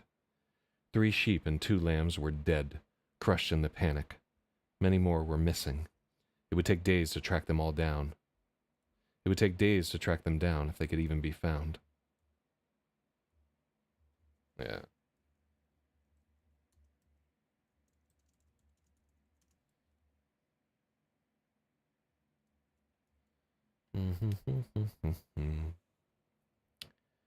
The man looked so much smaller in the daylight. Una had already talked with the priest. She made confession and received absolution. The shock and guilt had boiled away, and furious anger remained. 3 sheep and 2 lambs were dead, crushed in the panic. Many more were missing. It would take days to find them all. Her fingers were blistered. All because this desgraciado cobarde. Wait, desgraciado cobarde, cowardly bastard, had crept up on her in the dead of night. She looked around and saw much of the town felt the same. Their fists were clenched and their faces were full of hate. The curandero came. He listened to the sucking sound of the chest wound and said the lung was done. He guessed the violador would be dead before nightfall. Juan David did not want to wait. They brought the man to a cottonwood tree, gave him his last rites, and strung him up. Una insisted she wanted to watch, but it was a mistake. It took a long time to die from hanging that way. The sounds the nameless man made as he died were wet and awful. Okay, cool. So, you saw the original dream sequence, and this is the expanded dream sequence here. So what do we add to our story by pushing this in? The value we gain is like a lot of knowledge about Una, a lot of background about Mexico. Tools. Let's do our word count here. So we're asking people to read about 1,500 words, really 1,800 words, kind of. How many minutes am I putting on somebody there? I think it's worth. I like this a lot better, and also I worked on it for 6 days, so there's like a lot of sunk cost fallacy. The counterpart to this is that you really need a Spanish speaker to like look through this and point out what's wrong. Later in the chapter, I have the word la pera for pear, but I spelled it with 2 R's, so I was writing the bitch. But yeah, honestly, I like Una's story here. I feel like it tells you a lot about the character. It's a good place because she doesn't receive as much development as Robin does throughout the course of the story. This is one of the notes that I received from the directional editor. So this tries to fix like a few of my different things and cut out a part that I felt like that dream sequence was so weak and I didn't want it in my story. All right, I gotta go watch The World Cunt, boys. So hopefully you had a good time with the editing. Thank you to everybody who helped out. I will do the rest of the chapter tomorrow or whatever. I'm really trying to find like a steady time to do this editing stream, but personal life has made it just impossible to make it happen there. So apologies to anybody who understands any sort of Spanish. And a reminder, if you have a friend who is a native Spanish speaker, specifically one from either Zacatecas or New Mexico or Texas, I would love for them to take a gander at this full book and help me out with some of this Spanish. Also, if you know anybody who has gone through leukemia, specifically somebody who went through leukemia in the 70s or early 80s and so forth, I would love to chat with them and just try to get all this stuff right. It's hard to do this whole thing. All right. Thank you all. Thank you, Mantis. I appreciate your help. And we'll make it into the new book. All right. Cheers, buddy.